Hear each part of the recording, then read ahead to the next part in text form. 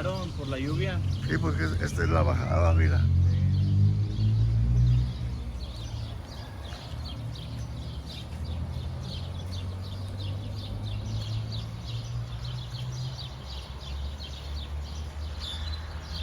Sí oí el golpe, pero no pensé que fuera para tanto. para tanto. Yo estaba pensando en el carro de tu mamá, de tu abuelita, porque como mira el otro güey le quitó el pinche bote. Yo se lo puse. Sí, yo sé, pero como que era el otro güey, yo vine y lo quité.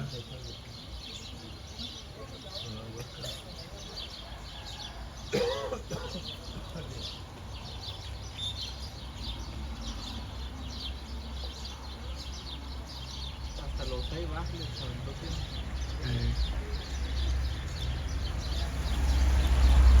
Vieron la vez pasada, cuando acá el chavo que murió, hizo Hidalgo, fuera de la cantina, me corrieron.